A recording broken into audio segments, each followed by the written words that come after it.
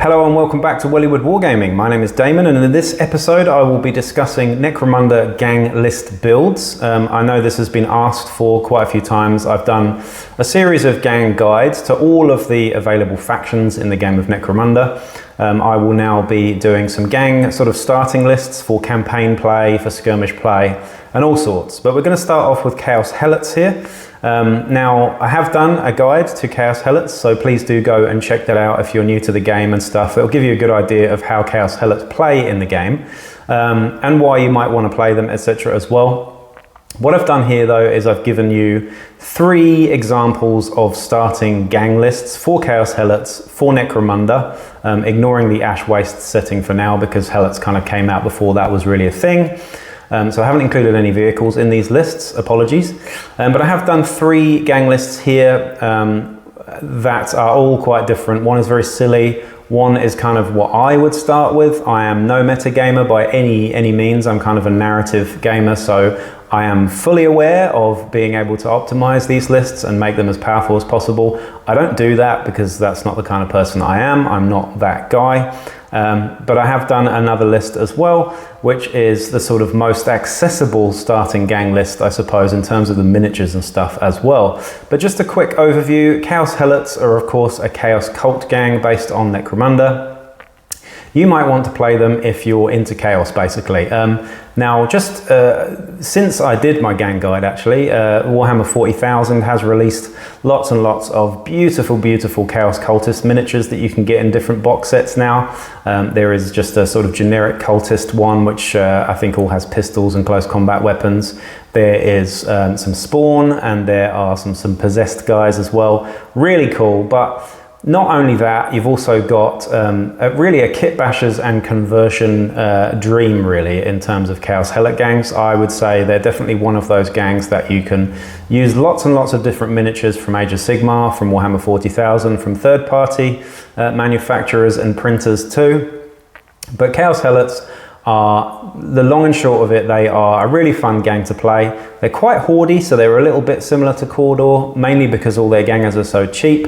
Your gangers, I think, are 35 credits out of the box, correct me if I'm wrong, but really, really nice to play. You've got some fun stuff as well if you do get your blessing of one of the dark gods that you're into, whether that's Slaanesh, Khorne, Nurgle or Tzeentch.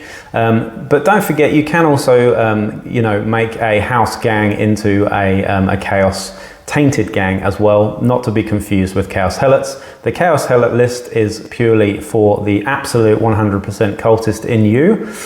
So if you want to go there, then this is for you. So, getting into it, if you're new to the hobby, if you're new to Necromunda and stuff, I will sort of take things slowly, but this is a good place to start, along with my beginner's guide, of course, to Chaos Helots. This is going to give you a really good breakdown of 3 particular lists that I'm going to look at here today. So we're going to be starting off with the first list here, and this is the most accessible one. This is the easiest to get into. It's also the cheapest and easiest to buy as well. Now, Blackstone Fortress, which is another sort of boxed specialist game, it's basically you know, Hero Quest or Warhammer Quest in space, released the Cultists of the Abyss before all the Warhammer 40,000 stuff, you know, army stuff was available recently for cultists. They released this box set called the Cultists of the Abyss. Now, this is perfect for Necromunda. I'm pretty sure Games Workshop released this for Necromunda because it gives you 8 fighters, you've got a clear leader, and you've got clearly a champion, specialist, etc. in this list as well.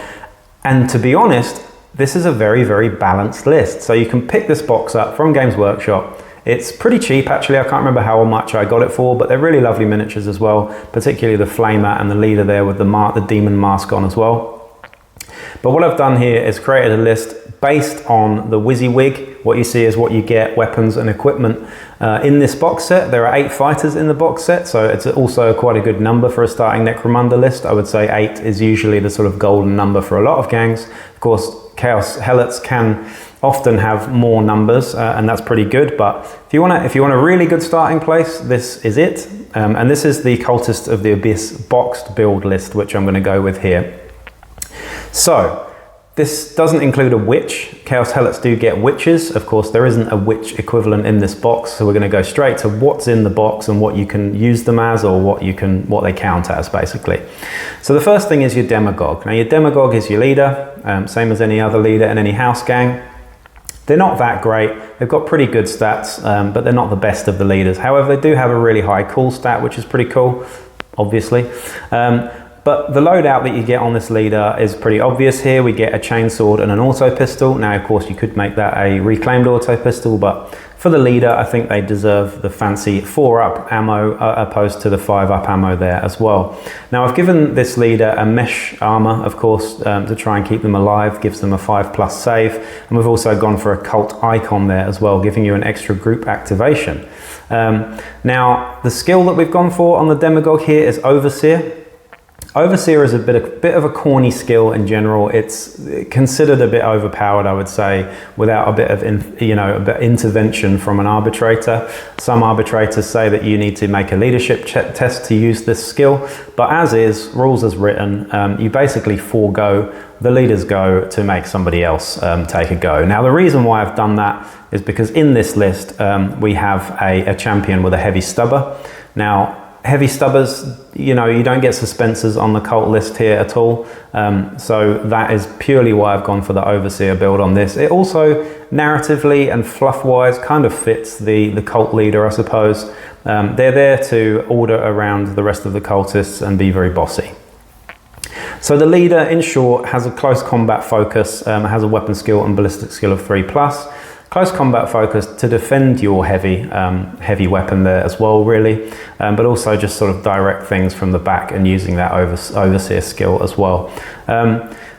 Don't forget they are inured to insanity as well, which is pretty cool. It means that the cult leader doesn't get affected by insanity at all, which is a really nice thing to have as an extra. And they also have something called devotion as well, which is an extra sort of leadership ability we've got there as well. But clocking in at 190 credits, that's very reasonable for a leader indeed. The chainsword is an excellent weapon as well. It gives you +1 to hit, it gives you parry, and it gives you rending. So it's pretty nice on a leader with 2 attacks and an auto pistol, meaning that you're getting 4 attacks on the charge, 3 with your chainsword, 1 with your auto pistol, which also has rapid fire.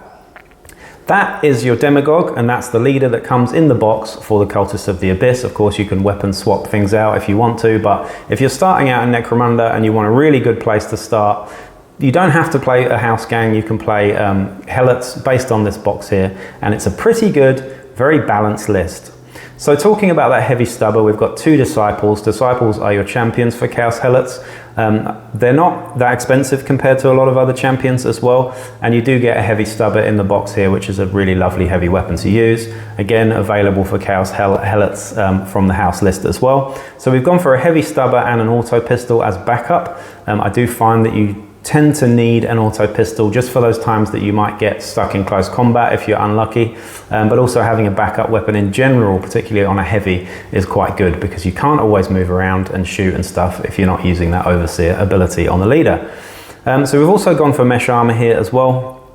Again, just to keep your champions alive, a 5-up save. It's better than flak armor, and it's certainly better than no armor. And we've given him infiltrate as well.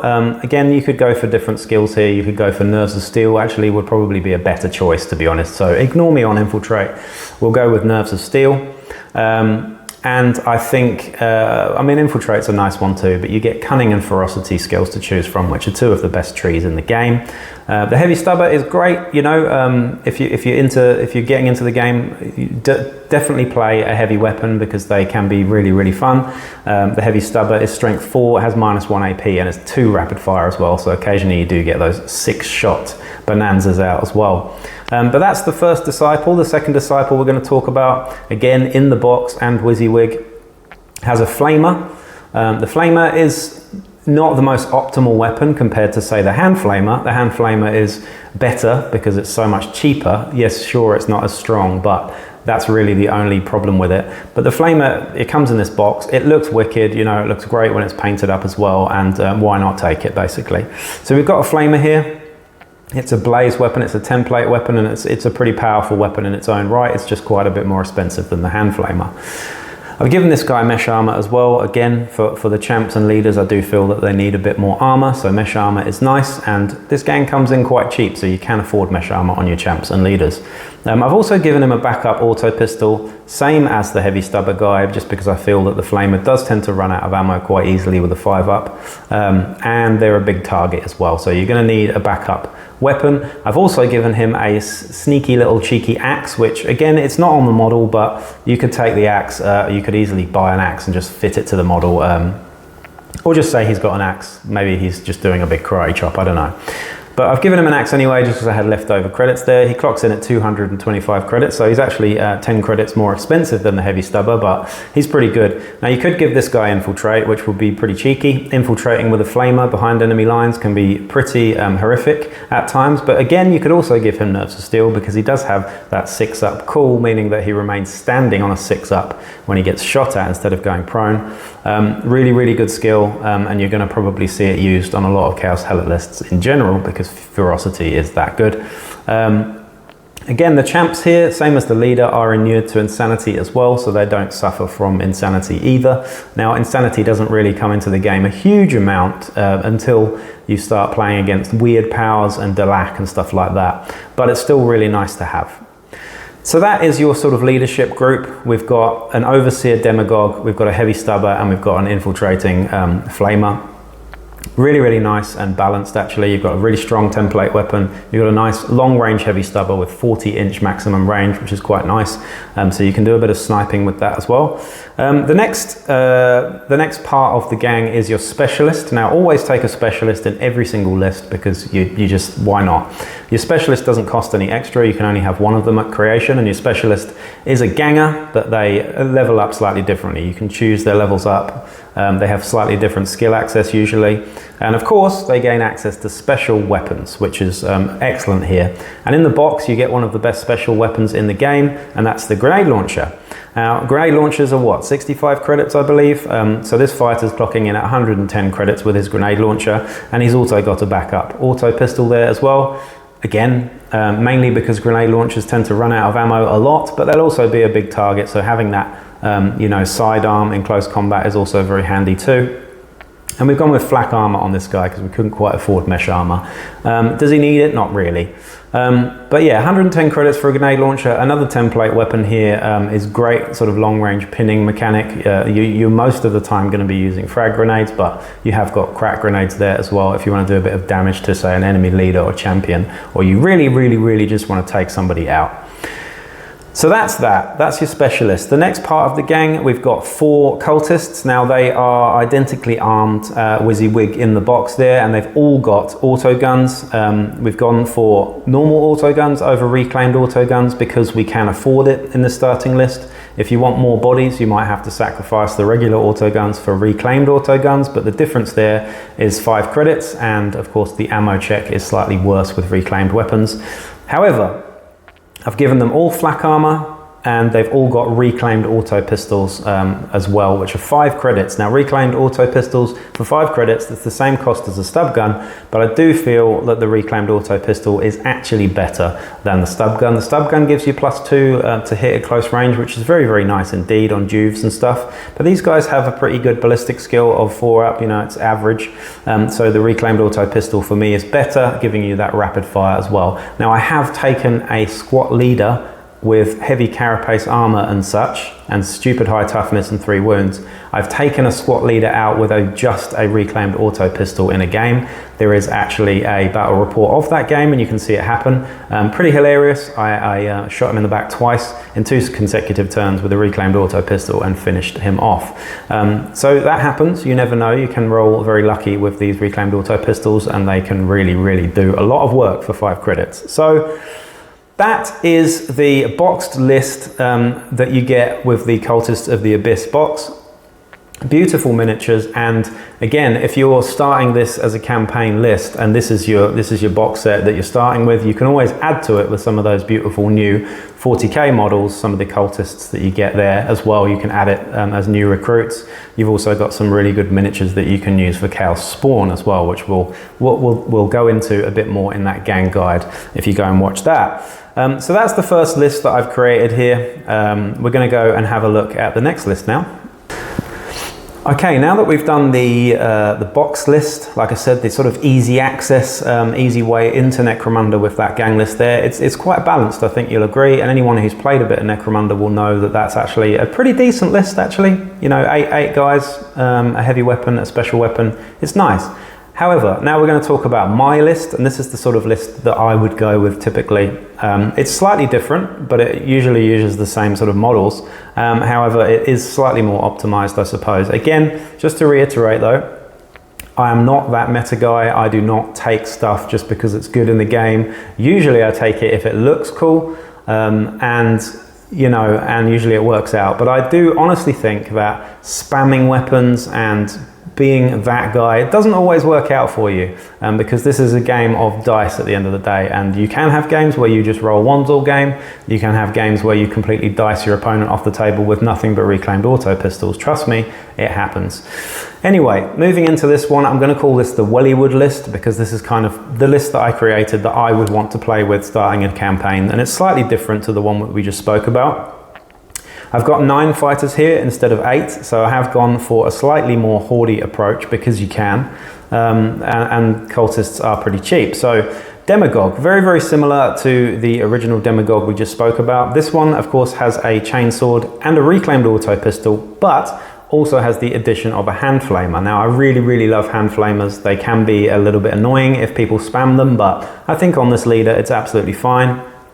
I've gone with mesh armor, and I've gone with a Chaos Familiar. Now, Chaos Familiars for 25 credits are amazing. You can shrug off an attack, once per turn if it's house ruled. If it's rules as written, they are completely broken, but we're not going to even talk about that. I'll go there. But I've taken Nerves of Steel as a skill there as well. I think Nerves of Steel combined with the Hand Flamer and the Familiar is a really nice thing to do. I haven't gone with Overseer because I just feel that it's a bit boring, quite honestly.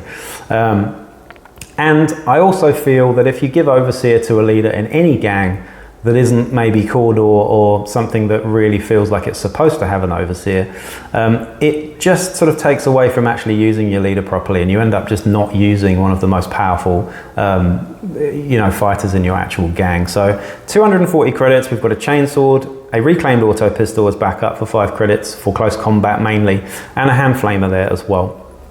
Pretty nice, well balanced leader. Hasn't got much range, but is pretty fierce in close combat and close quarters with that template weapon as well. The next thing I've gone for is a witch. Now, we didn't talk about witches before, and when the Chaos Helot list was first released, witches weren't really worth taking. Most people would give them Fixer just to give them, because quite honestly, the choice of weird powers was not in any way that good. Now, however, obviously with the Book of the Outcast, we have 7 tables of universal weird powers to choose from. Now, I don't think there's a single arbitrator out there who wouldn't allow Chaos Helots to take a witch and give them the universal access to unsanctioned Psyker skills from those lists. So you have a lot to choose from there. You've got Biomancy, Technomancy, Pyromancy, you name it, you've got it. I really like telepathy skills. I think they're the most powerful. I think if you stick to the telepathy tree, you've got 3 or 4 excellent ones in there. You can start with a skill like Hallucinations, which is arguably broken, but still very, very fun. Terrify, which is also great and forces fighters to break. And you've also got things like Mind Control in there as well, which I, again, really, really like. So we've given the Witch here a reclaimed auto pistol just so it has a weapon. It's only 5 credits, so why not? We've also gone for mesh armor there as well, just to keep them alive a bit better. And we've gone with, well, that's it, in fact. So that clocks in at 90 credits, which is actually really cheap. And it's worth mentioning that you can have a Witch and also have 2 champions on gang creation, because your Witch, although they do count as a sort of extra champion, you get them extra on top of your other champions, I believe. The next thing are the 2 champions. Talking of, so the first champion I've gone for has a long rifle. I love long rifles. I nearly always take either a long rifle or a long las on pretty much any gang that has them available, because I do think they're that good. It's really nice to have a sniper in a gang, and it's a fun way of playing Necromunda. I like getting down on the table and checking out those really long firing lines. It's really fun. So if you're new to the game, long rifles, long lasers are a super, super nice and fun weapon to use. Not so much for your opponent, but they are great. They're only 30 credits as well. Strength 4, knockback, -1 AP, what's not to like? So we've gone for a long rifle. We've also given it an infrasight as well, because in this list we can actually afford to. Infrasights basically are, you know, give you, you can see through smoke with them, very important. So if those corpse grinders are coming at you, you can utilize that better, or Goliaths or something. But I've also gone for a skill here called Overwatch. Overwatch means that if I'm ready and active, I can, as soon as you declare a move action or whatever, I can shoot you before you take that move. So Overwatch is an incredibly powerful, disruptive skill in the game, and combined with the long rifle and the ballistic skill of 3+, and the infrasight, I think that's an excellent choice. And I'm sure you will agree if you've played the game much. The next one, I have gone for a sub-optimal build, and that of course is utilizing that flamer from this Cultists of the Abyss box. I've gone for a sword, a flamer, and a reclaimed auto pistol with infiltrate there as well, because I do think the infiltrating flamer is just really fun. So getting behind enemy lines, setting people on fire, and then taking pot shots with your long rifle at them while they're running around screaming can be really fun indeed. Similar to the last list as well, I have gone with the specialist, and I have gone with the grenade launcher there as well. We've gone with flak armor, and there is no backup weapon on this guy, so he's there to sort of pincer movement with your sniper on perhaps a different side of the board, doing pretty much the same thing as your sniper as well. But yeah, that's what we've gone for as your sort of leadership group and the specialist there. The rest are all cultists, and there are 5 of them. And I've given them different weapons actually, because I didn't want to be too spammy. 2 of them have reclaimed auto guns. They're cheaper than normal auto guns at 10 credits, but they've got a 5-up ammo instead of a 4-up ammo. I really like them though. I think they're really good for 10 credits.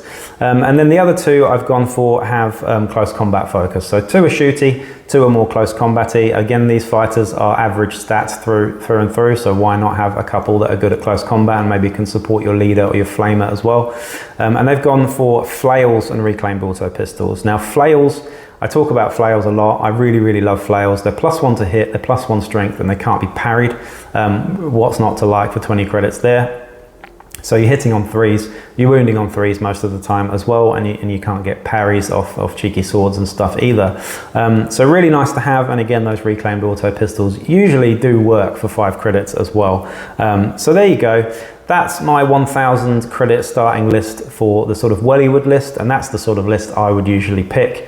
Again, the key differences there is the long rifle, the Chaos Familiar, which I think are great, and yes, you can give them to your champions as well as your witch, but don't do that. Don't give them all familiars. It's kind of cheesy and a bit corny. I think they're nice on the leader though.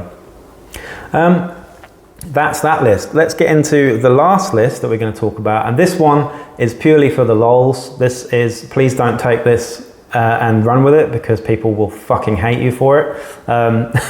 It's by no means optimal, but it is pretty annoying. So we're going to go with the Pyromantics list here, or the Pyromancers list, or Pyromaniac list actually we'll call it. But this one revolves around a central theme of flame and blaze templates, of course. So it's a bit silly, but let's have a look at it. I'm just going to bring up the gang cards now. Okay, so we've got, how many fighters have we got in this? We've got 1, 2, 3, 4, 5, 6, 7, 8 fighters in this list, and they all have a blaze weapon. Yes, they all have a blaze weapon or similar, and I'm going to go and give you the lowdown of this list, the Pyromaniacs list. Here we go. So I've got a Demagogue here with a flail, a hand flamer, and a reclaimed auto pistol with infiltrate, Chaos Familiar, and the flak armor, because that's all I could afford in this list.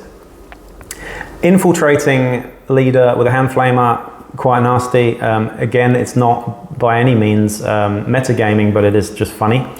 2 disciples, both equally armed with flails, hand flamers, and reclaimed auto pistols. So you have a leader and 2 champions, all armed with the same thing. You've got those flails for the +1 to hit, +1 strength, no parry. You've got the hand flamers just for being absolutely fucking annoying, and you've got infiltrate on all 3 of them as well.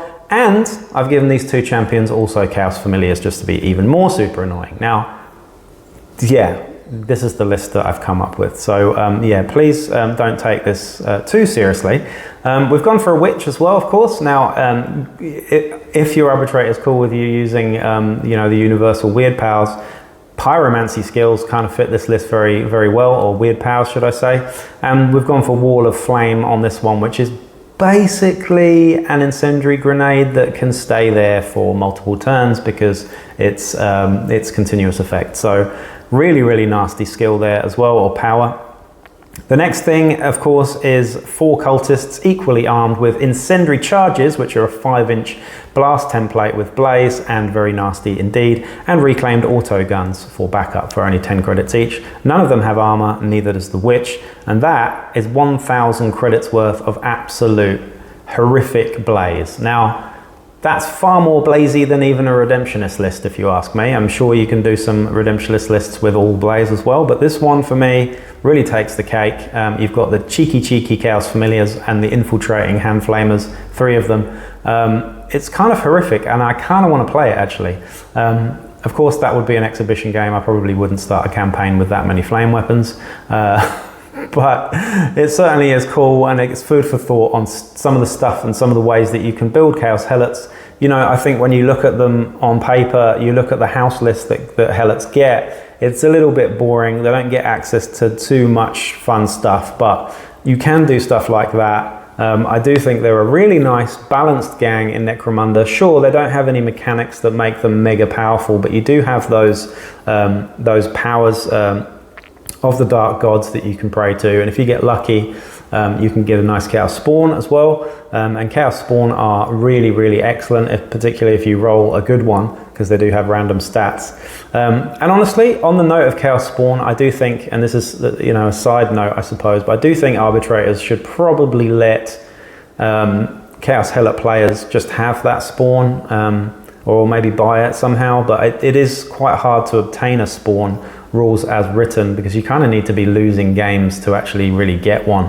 They're also quite hard to keep hold of as well. But yeah, food for thought. You know, which god you go with, whether it's Slaanesh, Tzeentch, Nurgle, and Khorne. They're all really good. They're all equally good actually. I like them all. I particularly like Slaanesh, but they're all excellent. Anyway, enough waffling. I've waffled enough. Please do check out my gang guide on Chaos Helots, because that will go into a bit more depth on how they play and what they're for and stuff like that. But this is really just for those of you who wanted to see some example lists, and I've given you that here and delivered. So the box list, in summary, is probably the easiest way to get started with Chaos Helots, and I do think that Chaos Helots actually are a pretty beginner-friendly list, in fact, particularly because you can get that box set for the cheaps, and you know, they're easy to use. They don't have any like funny mechanics. They don't have gene smithing. They don't have chem alchemy or anything, you know, too snazzy like that. They're actually easy to get to grips with. They're cheap, so you can have quite a hoardy gang, and you're usually going to be outnumbering your opponents as well. But don't forget, they do get access to the trading post, the black market, things like that as well, so you can make them fun during a campaign. And there are some really good, you know, corrupted special characters and whatnot as well that you can tap into later on in campaigns too. But I hope that was enjoyable for you anyway, and I will be back with another sort of list building video real soon. Please do check out my Patreon as well. I'm, you know, in need of extra funds to start something off really soon, which is going to be quite exciting, but I'm not going to quite tell you what that is going to be yet. But I need more equipment basically to be able to do it. So do support me on Patreon. Do support me on buy me a coffee as well, which is in the front page link. Yeah, please hit that subscribe button, and I will be back real soon with another video. Peace out.